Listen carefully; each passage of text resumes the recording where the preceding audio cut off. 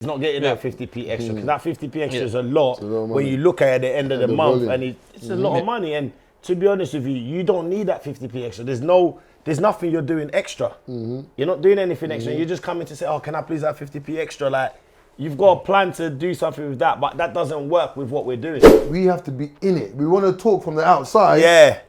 Oh, you need to change. There's something happening. What's going on? Why did they this? Why did they that? But if you're not in it, but you're talking in the room. They can't see your experience. They can't see your story. You know, so I'm saying that just to ask you, what, like you were saying, Ish, they say that there's different cancer in... There's like different, in every, like you're in Hackney, right? Yeah. But I went online, there's 54. I think it's 54 or over 50. Yep. So what it is that you have constituencies. So MPs are members of parliament, but they're responsible for constituencies. So if we take London Borough of Hackney, for instance, London Borough of Hackney has 2 constituencies. One of those constituencies being Hackney North and Stoke Newington. The second constituency is Hackney South and Shoreditch. Now, so the MP for Hackney North and Stoke Newington is Diane Abbott. The MP for Hackney South and Shoreditch is MP Meg Hillier. But the thing is, within those constituencies, you have got wards. So for instance, in Hackney South, you've got Haggerston is a ward. You've got Hackney Wick, which is a ward. You've got Hoxton East and Hoxton West, which are also wards as well. Now with the wards have councillors. So councillors are like representatives of their local community, but kind of a level down from what an MP would be. If that makes sense?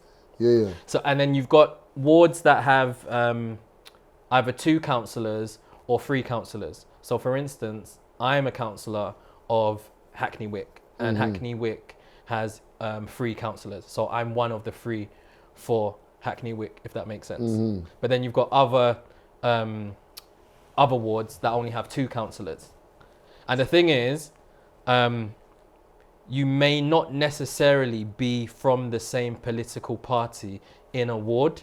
The way it works is that different political parties will field their candidates, and those that get the most votes, so people that live in that area are the ones that can actually vote for those councillors. So an example I can give you is like Dalston, for instance. Dalston is a 2-member councillor ward. You've got 1 councillor that is from the Labour Party. You've got another councillor that is from the Green Party. So do they have the same agendas? No, if you're from a different political party, then you are not gonna have the same agenda, because people put their political party at the forefront. You're gonna need to kind of work with your political party. So doesn't that cause a rift? How do you guys? So we're both. You're Labour. Yeah. He's Green Party. He's Conservative. I'm Green Party, and we're all in the same ward. Yeah. So the thing is, with something like that, each of us will have, let's say, our own party manifesto and our own sort of ward pledges in terms of what we want to do for the ward we represent and for the constituents we represent. But it's competition, basically. So you're going to be doing what you want if you're a Tory. For your Conservatives, you're going to be doing what you want for your Greens. I'm going to be doing what I want for my Labour supporters.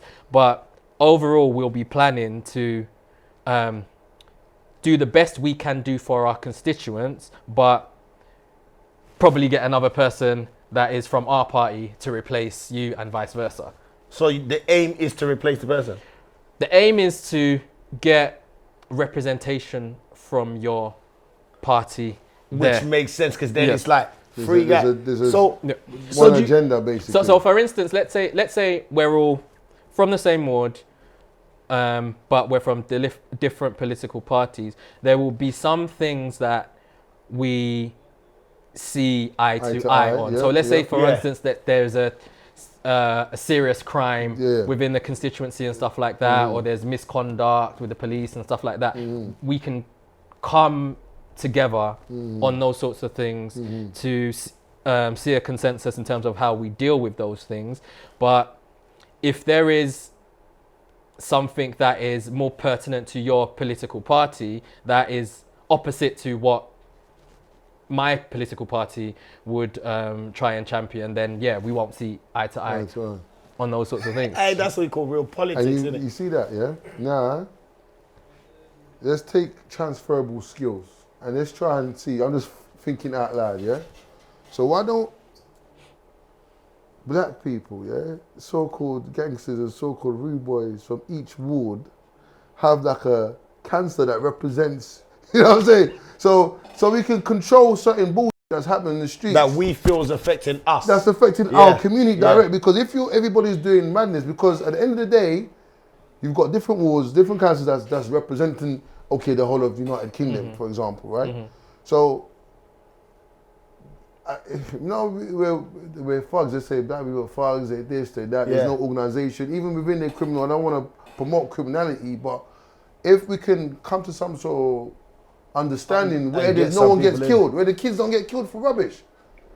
I don't know if you get one, because back in the day...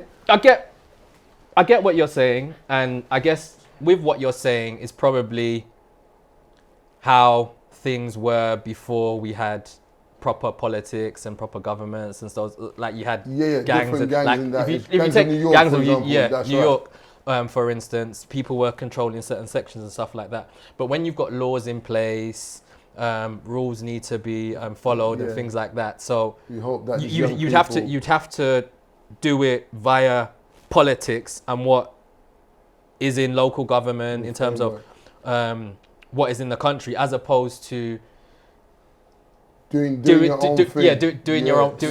Do they let? So how? What's the procedure? Like your procedure? How was it? Hi, Joseph. Thank you very much for being here. So what was the? No, because we just got into it. We'll get into it. Like that's our councilman. We're having a banter today. A good banter, positive. That's right. So for instance, how does someone?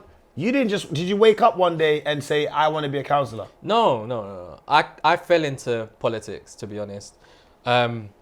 My parents were kind of into politics growing up. Like, oh yeah, it's election time, vote Labour. Like our family is, vote Labour and stuff like that. Did you understand it then? No. I didn't understand it. I was just like, oh, this is who we vote for. We vote. Yeah, we just follow the Labour Party. We vote Labour. But then I've been working since I was 16. So the same year I left secondary school, I've been working that. No, you do have to clap for that, because you know it takes a lot of discipline to start work at 16? Yeah, I've been working since I was 16, and it's now 2022. So I've been working all that time. That's a long time in so many different places and things like that. There's millions somewhere. There's millions somewhere. Yeah, there's money somewhere. You know, they don't just let anyone in. I'll ask you about that off camera, innit? Like me and Mitch need some permits for certain things. So I guess through working since I was 16 and stuff like that, like you get treated like crap in so many different places and things like that. And then is that a fact? Working for others, you get treated like crap. The thing is, I run my own business, and I find it difficult to understand how someone's gonna let me level up to be in their position, fully well knowing they don't want me to ever be in their position. Like the CEO would never want you to be a CEO kind of thing. Okay, well, on that, I won't necessarily say it's a fact you'll be treated like crap, because there's good employers, there's bad employers. But there are a lot of people who have bad experiences. Yeah. Because managing people, managing a business takes a lot of competencies, takes a lot of skill and things like that. But one thing that is extremely important for me in terms of managing people is emotional intelligence. And what I mean by emotional intelligence is understanding how to relate to people, how people will respond to certain situations, how to be empathetic, sympathetic to your staff's needs and things like that. And a lot of people don't know how to do that, if that makes sense. And emotional intelligence is not something that can be taught. it's something that you learn yourself through your experiences with How people. to treat other people. Yeah. So if people treated you like crap, you don't go ahead and treat others like crap. You try and get an understanding of that. Yeah. Okay, so you work in and then you went through crap jobs. No, but you go through jobs. do. You go through jobs where some people just feel like they can talk to you anyhow because they're the manager. I'm somebody that from when I was a kid, if I'm told something, I'm always like, but why? But why? But why? You need to define. So if you let it make sense in it, like. And the thing about that is, because same like me, I did work experience in Safeways. Yeah, this is 1998. Right? I don't think a lot of these kids ever know what Safeways is. Yeah. So and then I worked for different people. Yeah. And then obviously you're a young man. Again, like myself, I didn't necessarily have my father figure growing up to hold my hand and guide me around certain parks, and so I never. Academic, obviously, as Africans, you know, is something that's very important, right? But again, they would say wayward. I was in the streets. So I wanted to do my own thing and stuff like that. So I went from job to job. I started cutting hair in school just for fun with my friends. So while I was doing different jobs, I would cut hair because I enjoyed it. It was fun. I remember when people was getting like £4.10 an hour, £5 an hour. I was getting £8, £9 an hour. I was getting jobs like that. It was easy, right? So, but then I just got to a point where I just didn't want to work for people. I would be running in, and then I'll still be getting told to sit down. We need to talk to you about your timekeeping. I'm coming from the other side of East London, all the way to Richmond, from Channel Heath to Richmond, 9 That's a.m. far, you And know. then them times there was a lot of strikes with a silver link. People don't even know what silver link is. So so then I'm running in to get to someone to, sit down. I remember 1 week, written, verbal, I got fired at the end of the week, smelled a spliff. Those days, you know what I mean? Yeah. I'll get a job next week. So, may not necessarily be, but I don't think I enjoyed working for people. Like based on what you say, some people you may not really feel valued, or you want to give your all because you don't really want to be there. Like there's other things you want to do, right? But then the community maybe might not even allow you to kind of be free enough to explore different avenues. Yeah, no, I hear you on that. And the thing is, a 9 to 5 or whatever hours someone works, it's not for everybody. Yeah. Like my boy here. No, he runs his own. Unemployable. From when we've known, For the right price, I'll be here we've known for a each other, and we've known each other a long time. Yeah, 19 years. 19 years. Yeah. He's always been his own person. Go get it, that's right. Work experience.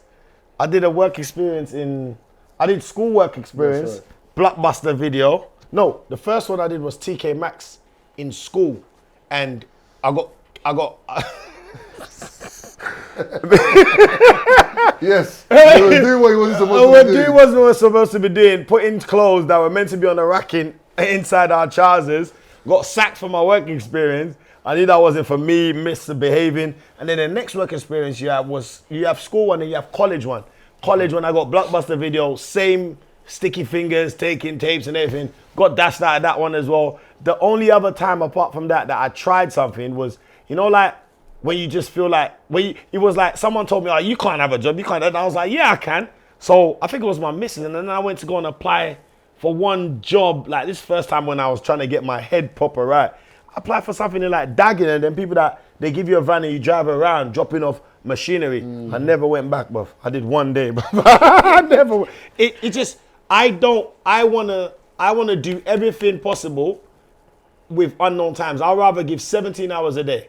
Give me enough time, give me enough knowledge, give me enough experience. Let me learn. Don't limit me by saying, okay, do this much and do this much and do this much. Like, I feel like, honestly, with your job, there is no limit. Your limit is to constantly excel to the position where you're able to bring other people in and make certain decisions that change communities and society. And do you understand? And that's a scale up. But with certain jobs, like, there's no scale up. You go to work, they give you a document, you finish the document, they give you another one. You finish it, they give you another one, you finish it. That's it. And you have to wait for the government to literally say pay rise for them to say we're going to give you something more. 50p It more. depends, but that's like if you're working in a public sector jobs. So that's if you're working for the government, then the government will decide in terms of like whether they're going to give pay rises and how much that's going to be. And you can see like what's happening now. A lot of people are striking. You've got nurses striking. Right. You've got Post so many different people striking. The train as well. The school because teachers. the thing is, where they're coming from is that the economy has not been managed well for like 12 years. You've had the Tory government. Oh, because it's been on the Tory, not Labour, yeah?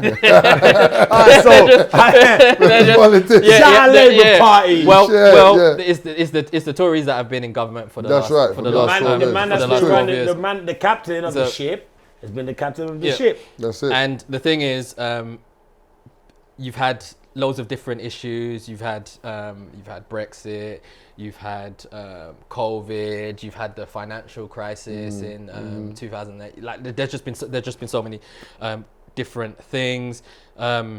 There's been recessions. There's been austerity. Like even now they're saying that they're going to have to do some austerity measures. That we're going to have to tighten our belts and all this sort of stuff. But it's just mismanagement. The government haven't managed the economy well. But the thing is, if you work for an organization, so this is a private organization that it's not run by the government, it's just run by a board, or it's run by business owners that own the business, they can decide how much they want to increase wages by, and it's entirely up to them. But the thing is, they've got to look at, okay, how much profit am I making? How much, what's the economy saying? How much am I willing to increase my workers' salary by? And then the thing is, the business owners can just take a decision and decide for themselves. Some guy's been asking me for 50p extra for a while now. He's not getting that 50p extra because that 50p extra is a lot when you look at it at the end of the month, and it's a lot of money. And to be honest with you, you don't need that 50p extra. There's nothing you're doing extra. You're not doing anything extra. You're just coming to say, oh, can I please have 50p extra? Like, you've got a plan to do something with that, but that doesn't work with what we're doing. Everybody else is happy with what they're getting, and we don't separate it. Like, everyone gets the same thing kind of thing. You come in at times, you do the guy's shift on another day. He doesn't complain, he doesn't want more, but you're just banging on, I need to do this for my wife, I need to do this. I'm like, brother, I need to do loads of things for myself. Yes, but on that, and to link that into what I'm saying. So going back to me saying that I've been working since I was 16 and how did I kind of get into politics, it's through the trade union movement. And what a trade union is a trade union is like... Please educate us, because this channel's for education. Right. Bro, I didn't know there were so many councillors, first of all. So once I read that, I said, listen, bro, I'm going to ask you 100 questions because we don't get this opportunity all the time. It's not everyone that's got a phone number of someone that can be like, oh, please give us your time to come and elaborate on a lot of things and let us understand, because you got, hopefully, I believe there's an election coming, right? Next year. That will be the general election. Yeah. They're saying that it may be 2024, not necessarily 2023. The government have got until January 2025 to conduct an election. If they don't conduct one by January 2025, I can't remember the exact date, the government automatically dissolves and then there's a general election. So we're still with these boys for now. Yeah. Okay, so what's a trade union? Okay, so what a trade union is just, it's like... Can you simplify it for us? Yes, I'll try. So imagine you've got a workplace.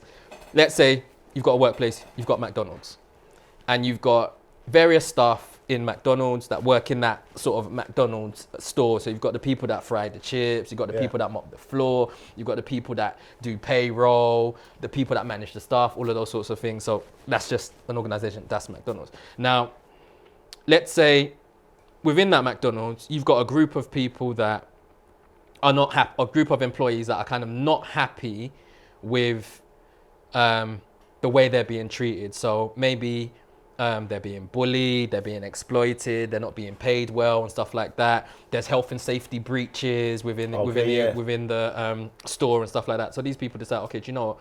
We want to come together and we want to form a trade union where we can approach the organization to basically say, collectively, we've got these we've got these issues, and we want those issues to be dealt with as a collective. Yeah. So that's kind of how trade unions were formed way back in the day. They used to when work. people come together. Yeah. So trade And union is people coming together for one agenda. Yeah. Okay. So stuff like that happened years ago, and bring it to present day, you've got massive trade unions. So you've got like Unison. A lot of their members tend to work in the public sector, so that they work for like the NHS, in higher education, for energy companies, support staff with the police, emergency services and stuff like that. You've got Unite is another big trade union. You've got GMB, you've got RMT. Like RMT are the ones that do all the rail strikes and all of those sorts of like. So what's the difference? Sorry, what's the difference between a union and a trade union? A trade union and union is the same thing. It's the same thing. Okay. It's the same thing. So union is just in the words people coming together. People coming together. Now you have some organizations that, like massive organizations like Amazon, for instance, that do not want unions forming in their organization, because they may believe, like some employers and organizations believe, that trade unions are a bad thing. They just want to kind of dictate to the organization what should be paid and all of that sort of stuff. Like meddling in our business kind of thing. Like, but that's not what the trade union's objective is. A trade union's objective is to ensure that an employer is treating their employees fairly.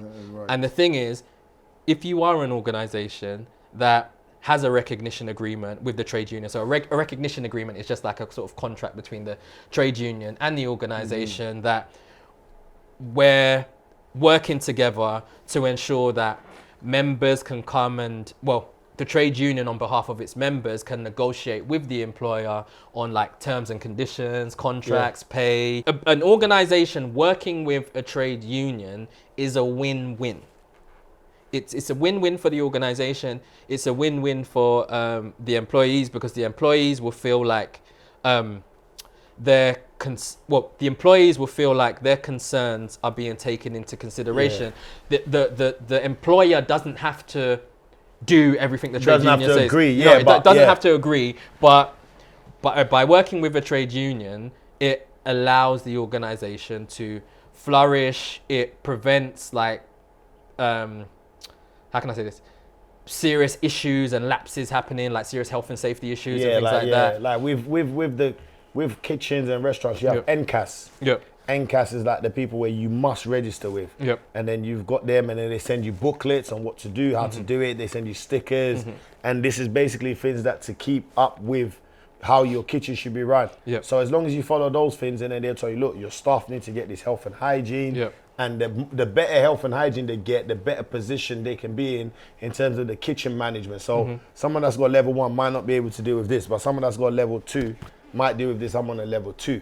Check that out. And then you got some people on the level 3. They're the ones that you see like hotels, because their level of knowledge, it takes hours. This is like, my one took like 2 hours. Some people's one's like 5 hours. Some people's are like 40 hours. Because it's a bunch of questions to show that you know the temperature of this, the temperature of that.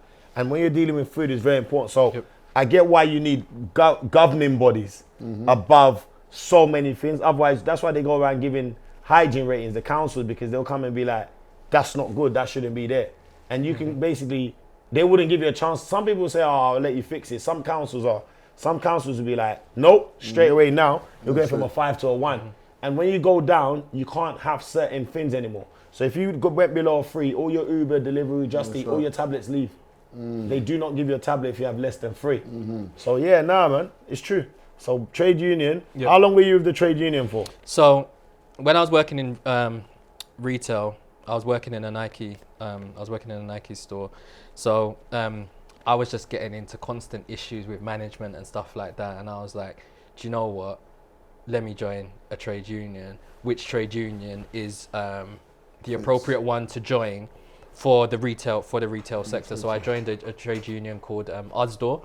So it is a trade union mainly for people that work in retail and things like that. So by joining the trade union, they used to like send materials and emails and things like that. So I kind of used to read it a little bit, but I didn't really pay much attention. But I just joined the union because I thought, okay, let me join the union. It'll give me a voice. Yeah, it'll give me certain protections and stuff like that. So fast forward a few years, I then go to work within housing.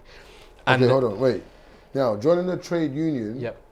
Does that mean you pay a monthly fee? Yes. Okay. So with trade unions, you pay a monthly fee, and the monthly fee can be based on what you earn. So the more you earn, the more you pay. But it can be capped. Or is it your choice? No. So you would have to pay to be a member of that trade. But the amount you pay, is it compulsory you pay based on what you earn, or is there a minimum entry level? Yeah, there'll be a minimum a minimum entry level. So like some will be like, okay, for load paid workers, let's say, they would have a certain fee. So let's say the fee is like £10 a month for a low paid a low paid worker. Because you'd have to input what you do to be able, because what you pay would be based on what you earn, and then they could be like, okay, so let's say the minimum is £10, the maximum could be £30, but for you to pay the £30, let's say you have to be earning over 30k a year and things like that. But they do it in a way in which it is affordable based on what you earn, because it wouldn't be fair for somebody that's low paid to be paying the same amount that someone that's earning. So they cap it based on your income, which makes sense. Yeah, it makes sense. So if I was earning 100k or something, I'll just pay the maximum of £30. Yeah, and exactly. If I was on like 25k, it would be same kind of assistance and help, but I'll pay £10. You get the same assistance, not like they differ. No. Your assistance is not based on how much you pay. You get the same. Okay.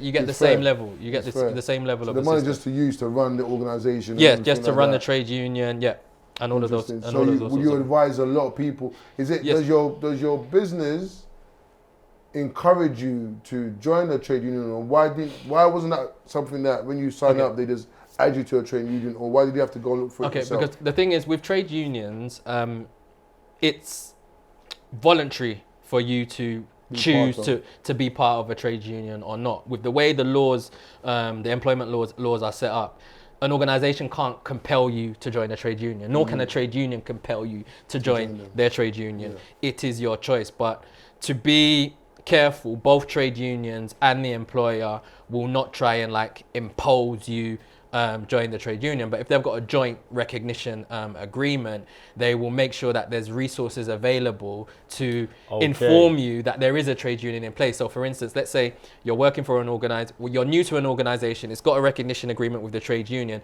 As part of like the recruitment, as part of the like induction pack and stuff like that, they could be like, oh, just to let you know, we've got a recognition agreement with this trade union. You can join if you want to. But the information is available for you. But if they don't have one, then there's no information there because they don't want you to really go that way. Like Amazon, for example. Amazon will say, nah, they wouldn't give you information about it because it's like, we don't want you to be part of it. So you're saying that crazy, bruv. If you work for Amazon, you're not allowed to, or they don't want Amazon to create one within its organization. No, so for instance, you've had issues in Amazon in America. It's been in the news a few months back, where employees have been trying to form a trade union within Amazon, and Amazon has been like union busting. So basically what union busting is basically an organization just trying to make sure that there is no... you lot, stop that. Stop misbehaving. It's not going to happen. Because what?